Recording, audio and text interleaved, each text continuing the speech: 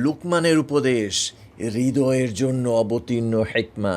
হেকমার জ্যোতি তার অন্তরে দীপ্যমান, মুকুটে নয় কৃতজ্ঞতায় তার সম্মান।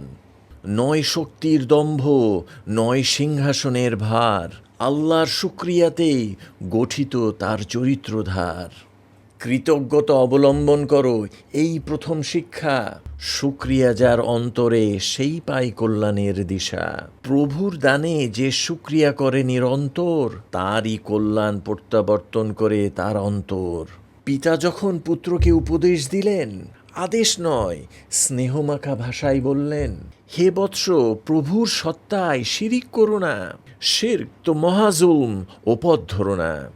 স্মরণ রেখো মাতৃঋণের গভীর ইতিহাস, ত্যাগ আর দুর্বলতায় বহন তার নিঃশ্বাস। 2 বছর জীবন তার কোলে আশ্রিত, অতএব প্রভু ও জনক জননীর প্রতি হও কৃতজ্ঞ চিত্ত। তবে যদি তারা আহ্বান জানায় ভ্রান্ত মার্গে, পঙ্কিলতার আবরণে সত্য বর্জিত অন্ধে, সে আহ্বানে সাড়া দিও না, তবু করো না অবজ্ঞা।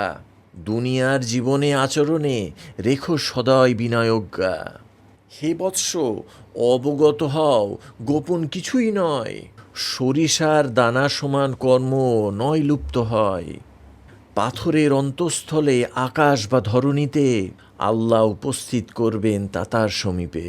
তিনিই সূক্ষাতি সূক্ষ্ম সর্বজ্ঞ, তিনিই সর্বদ্রষ্টা। অদৃশ্য কর্ম তার নিকট সুস্পষ্টতা। সালাত প্রতিষ্ঠা করো, অন্তর জাগ্রত করো, সৎকর্মে আহ্বান দাও, অসৎকে নিবৃত করো।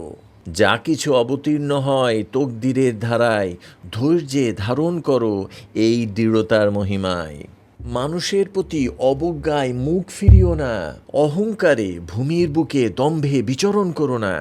যে হৃদয় দম্ভে ফেটে ওঠে অহংকারে, আল্লাহ তার প্রতি সন্তুষ্ট নন, সে নিজেই বোঝে না তরে। সংযমে চলো, পদক্ষেপ হোক পরিমিত, কণ্ঠস্বর হোক কোমল, করুণায় মিশ্রিত।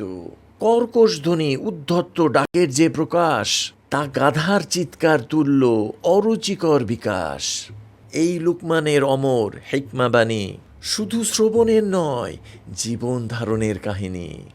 যে অন্তর শ্রবণ করে, যে আত্মা অনুসরণে কৃতজ্ঞ, সেই আলোর পথে অগ্রসর হয় আল্লাহর ইমানের প্রাজ্ঞ।